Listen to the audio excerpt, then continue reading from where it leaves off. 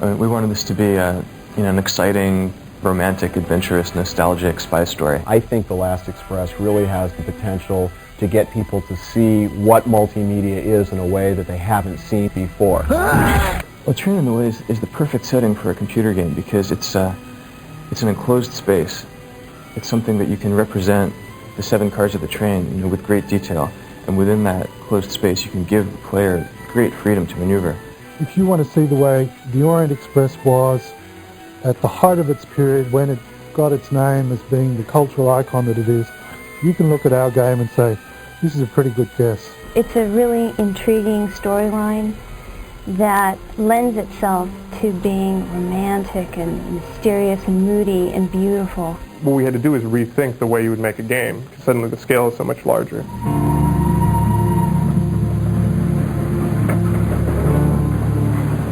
The Last Express is a mystery adventure that takes place on the Orient Express in 1914. Europe is literally on the eve of World War I. And you play a character, Robert Kath, who has been called to the train and arrives late. Certain things have happened before you've even made it to the train that are going to affect the rest of your voyage. The characters on the train represent many of the forces that brought about World War I. You have a German industrialist, you have a British spy, you have a young Russian anarchist, you have the remnants of the old power of the Tsar and his young and innocent granddaughter. The story itself is the puzzle. What we wanted to do was create a seamless environment where you could move from walking around to talking to people, but in a way that there was a smooth transition from the points where you're operating to the points where you're seeing yourself in reaction shots. The world is changing and one does need to choose sides, and sometimes things change so fast that it's hard to tell one side from the other. To me, the puzzle pieces in this game are the characters. If you don't get what's going on, you lose. You come up to a character and you can click on a character, you can give the character something, and there's also a slipperiness to the characters. Sometimes you can't get to them fast enough, so you actually have to follow them through the train. You could listen to what they're doing, and then at that point you might want to interact with them. The thing that I think makes our game the most unique technically, and definitely the biggest challenge for us all along, has been what we call the character logic, or creating this illusion of life that you have as you move through this 3D journey. Each character, and there's about 35 substantial characters, has this sort of set of routines that they go through. And basically they're going through and they're interacting with each other, and there's all these sub-stories winding back and forth, but the fact that the player is there causes events to happen earlier than they would have, causes them to happen in a different sequence, or causes completely new events. It's being scripted as the player plays it, and I think if you take the game home and play it, you're going to see things, combinations that we never saw here and never planned.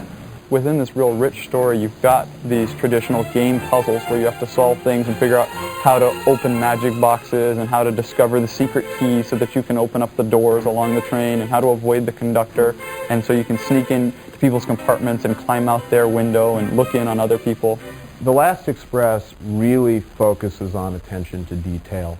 The historical research that's gone into this product is phenomenal, and that's translated into every frame that the player will see when they're playing this game. Because I didn't know anything about trains. Nobody on the project was a train expert, so we really wanted to find an actual train car. These train cars that they used in 1914 were made of wood. They switched to steel-bodied cars after the war, but these teak cars, the ones that hadn't been destroyed in the course of World War I, well, most of them were destroyed during World War II. But through the network of train buffs, one of these guys in France called a friend of his in Italy who he knew was nuts about the Orient Express.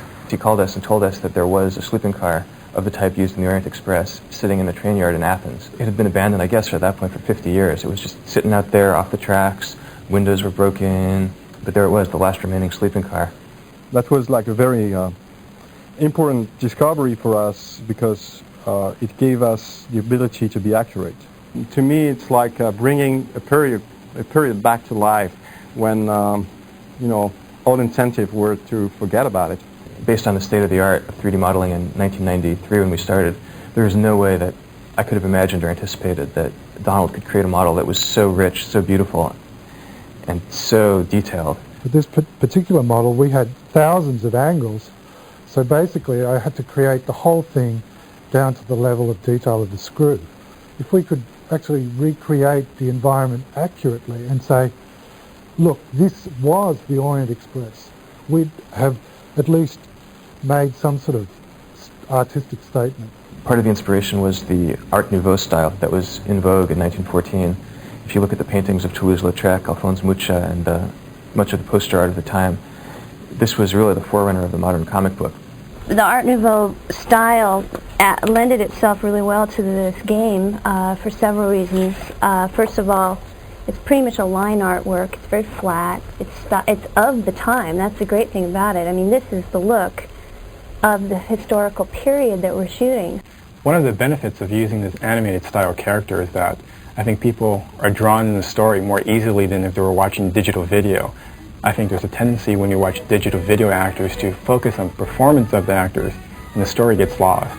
But watching these animated characters, people are more into the story, into the interactions between the characters, and you're actually more into this world. We knew that we could shoot live action people, scan them into the computer, but then how to get the computer to turn the photographs into line art. That entails taking that footage, converting it to black and white ink drawings, basically. Then the artists go back and fill in color into these ink drawings and grab the faces of the characters, which is why it's called grab face. You know, we cast actors that we thought would look good when they were turned into cartoons, which is a conscious selection of physical types. You know, we looked for people with strong features that, you know, when they were made up and turned into cartoons, you could spot them coming down the corridor a mile away. The technical challenges behind that were enormous because, you know, instead of just filming a character from one angle, you have to film that character from 7 or 8 angles. For instance, if you walk into the restaurant car, you can see somebody sitting at a table, you know, eating or talking to somebody, and if you suddenly go to the other side of it, you'll see the other view of them. Most important thing in terms of getting the characters to actually look like they're in the train, to look like they're in the space, is to have the camera angles match. What we did was we actually took the film set and constructed this long corridor and had actors walk up and down it and kind of sat there with video compositing tools on the set and tried to match them to the rough renders that we had already coming in with us. When a character is walking towards you and meets your eyes for a moment in the corridor, you can believe, wow, he really looked at me. It's one thing to imagine all the elements in isolation, and it's quite another thing to see them all working together. And to see the timing and the editing and the dramatics and the soundtrack and the music build up, that to me is the most exciting thing. And then to see the special effects. You'll see a train blowing up as it crosses the bridge, a bridge collapsing behind the train, bringing sort of Hollywood techniques into play. We were able to get an effect that I think is really great for the player. You've got crowd scenes, you've got a dog, you've got children, fights, stunts, people climbing on top of trains, people jumping off of trains.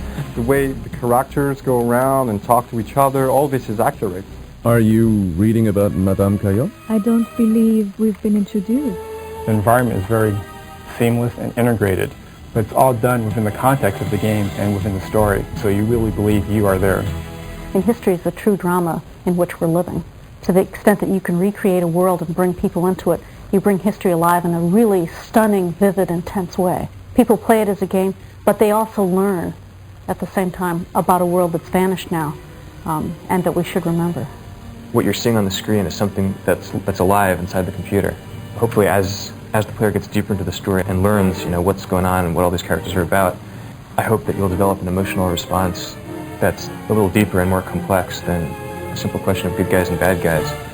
We tried to be very true to the spirit, not only of the train, but of the period and of things that were happening in Europe in different spheres at the time. As much as we could find out, this is what the last journey of the Orient Express in July 1914 was like.